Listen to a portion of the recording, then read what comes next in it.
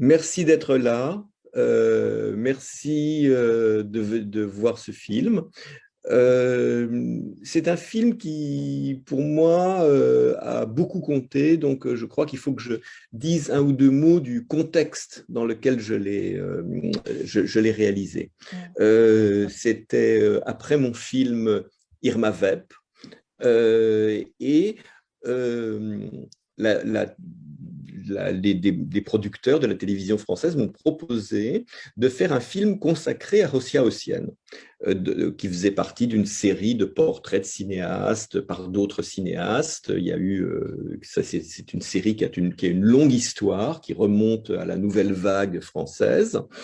Euh, et, euh, et en fait, moi, à l'époque, j'avais pas vraiment fait de film pour la télévision, j'avais en tout cas pas fait de documentaire. Et la raison pour laquelle c'est une proposition qui m'a séduit, qui m'a intéressé, euh, tenait à ma relation avec Rosia Haussienne, tenait au fait qu'on me proposait de faire non pas le portrait d'un cinéaste, mais d'une certaine façon aussi le portrait d'un ami qui se trouve être certainement le plus grand cinéaste chinois de cette époque-là et sans doute de l'histoire. Enfin, en tout cas, je le tiens dans la plus haute estime. Et cette amitié remontait à l'époque à déjà plus de 10 ans, à 12 ans, puisque nous nous étions rencontrés en 1984, quand moi j'étais un jeune journaliste de la revue Les Cahiers du cinéma à Paris, et où j'avais eu la chance d'aller à Taipei, où j'avais vu le premier vrai film de Rosia Haussienne qui s'appelait Les garçons de Feng Kuei. Et j'avais également vu That Day on the Beach de Edward Young, que j'ai aussi rencontré à cette occasion-là, ainsi que j'avais rencontré également Christopher Doyle, qui allait plus tard être le chef opérateur des films de Wong Kar-wai, et qui venait lui aussi de faire son premier film avec Edward Young, That Day at the Beach.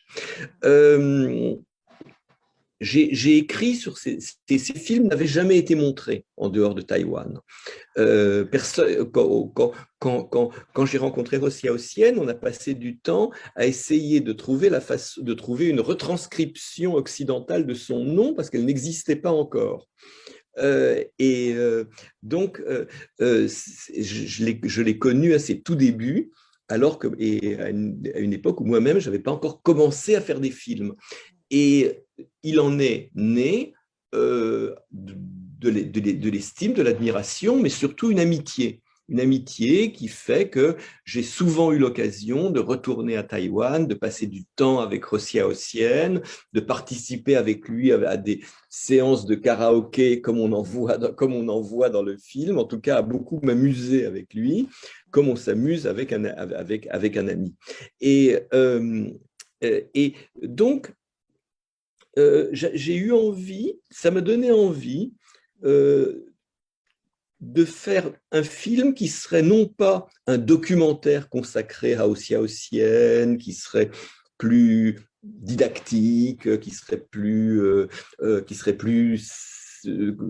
comment dire, conventionnel. J'ai eu envie de faire un portrait, c'est-à-dire de représenter un cinéaste dans les différentes dimensions de son existence, c'est-à-dire à la fois la personne qu'il est et comment la personne qu'il est en vient à faire les films qu'il fait. Et c'est quelque chose qui, je crois, n'avait jamais été vraiment tenté dans le cadre de cette série, où ce sont des documentaires beaucoup plus, ce sont des documentaires qui sont beaucoup plus cadrés sur l'œuvre, en prenant les fils un par un, en les hiérarchisant, etc. Moi, je n'ai pas voulu les hiérarchiser. J'ai eu envie de faire un portrait d'un artiste et de son œuvre. Et surtout, un portrait qui aurait à voir avec l'amitié, avec quelque chose d'humain et de profond. Et j'avais l'impression à cette époque-là d'être le seul cinéaste qui pouvait faire ce film-là sur Rosia Haussienne. Mm. Je pense qu'il n'y en avait pas à Taïwan, il n'y en avait nulle part, parce que personne ne l'avait connu aussi tôt que je l'avais connu, et personne n'avait pu entretenir avec lui une conversation artistique et amicale comme j'ai eu la chance de pouvoir l'avoir avec lui. Donc, je dirais que pour moi, c'était la chance de pouvoir faire un film sur le cinéma qui ne ressemblait pas aux autres films sur le cinéma. Et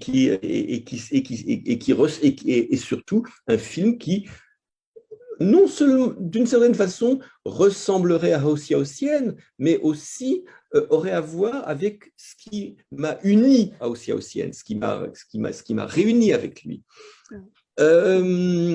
Chaque fois que je présente ce film, et je vais le redire aujourd'hui, je tiens toujours à exprimer un regret. Un regret qui tient au fait que Edward Young n'a pas souhaité participer au film. Il n'a pas souhaité participer au film parce que, j'ai envie de dire, pour des raisons presque élémentaires, humaines, qui ont à voir avec le fait qu'il aurait préféré que je fasse un film sur lui plutôt que sur Rosia Haussienne. Et j'aurais fait avec grand plaisir, si on me l'avait proposé, un film sur Edward, qui était à la fois un grand ami et quelqu'un dont je me sentais artistiquement extrêmement proche.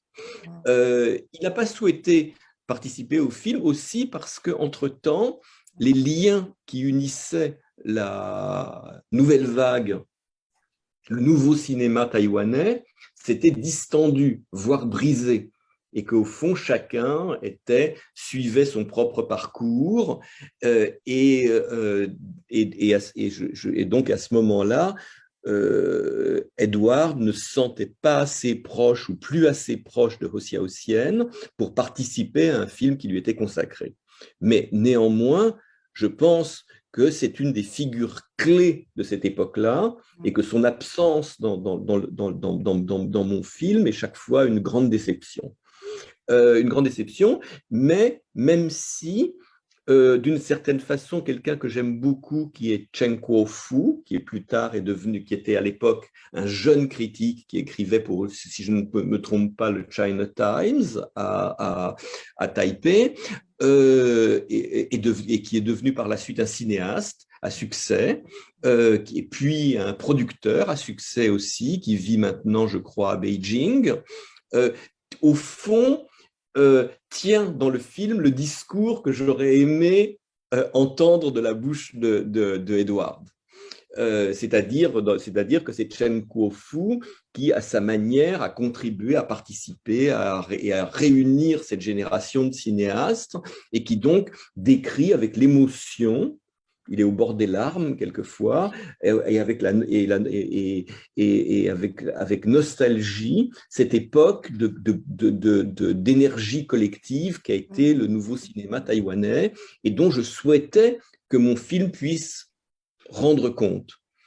Je suis extrêmement heureux que ce film soit maintenant montré dans la nouvelle version restaurée que j'ai établie l'année dernière, avec une meilleure image, un meilleur son, et un travail également sur le sous-titrage. Enfin, ça concerne surtout la France, beaucoup plus précis, beaucoup plus exigeant, et qui fait que quand j'ai fait cette restauration, j'ai eu l'impression de voir apparaître un nouveau film, et peut-être qui correspondait peut-être plus encore que que la version qu'on a pu voir auparavant à ce que je souhaitais faire.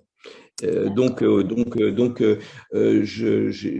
un film que j'ai redécouvert avec grand plaisir et pour lequel, je crois, le travail de restauration était extrêmement bénéfique, et j'ai l'impression aujourd'hui que c'est comme si le public pouvait voir un nouveau film.